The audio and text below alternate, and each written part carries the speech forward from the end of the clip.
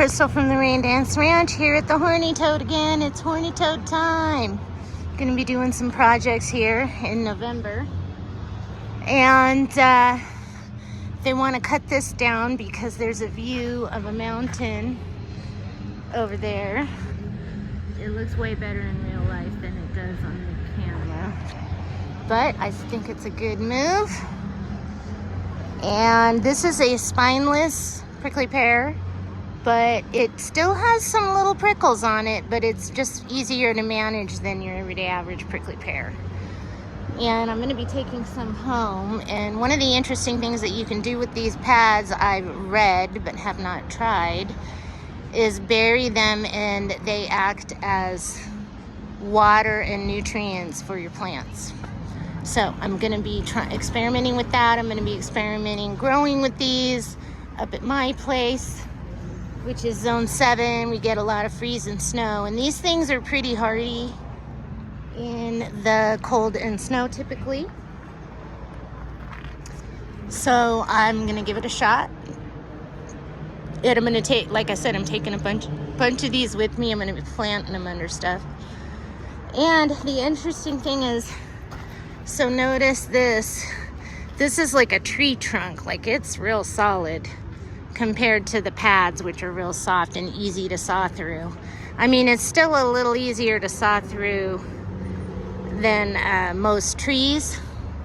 And I'm using one of these tree saws and a limb saw, I guess. And it's working real good for this job.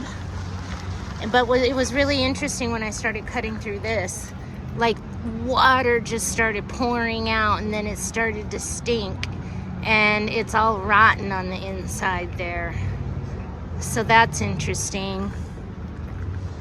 It's a rotten prickly pear, and it kept stinking for a while, but it's kind of gone away a little bit. But if I cut into this is the other half, obviously. If I cut into this, it would probably start stinking again. But that's interesting. So if you have a prickly pear that's old and you've got these lower areas and something's not going right, I guess. Although, I mean, it had pads growing out of it, but this probably would have died, this branch, eventually, knowing what was happening there. But this side's healthy. So that's just interesting. So if you're like diagnosing something like a prickly pear, that's something to consider. And you know, you never really want to be too afraid to chop down a prickly pear because they pretty much grow right back. I mean, yeah, it's not like in one season it's gonna be huge again, but they start growing back pretty reliably, at least here in the desert, zone 9. But yeah, it's a beaut, but it's gotta go, and that's what I'm doing. So I'll make another video when I get the rest of it cut. I would say I've cut a third of it, maybe almost a half, and it hasn't really taken me too long. Although I do have a bunch of fallen branches I gotta pick up.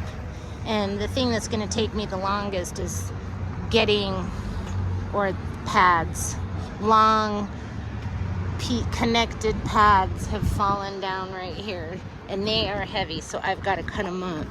But the hard part is really getting them in the garbage can, moving them. See, there's some that fell. So yeah.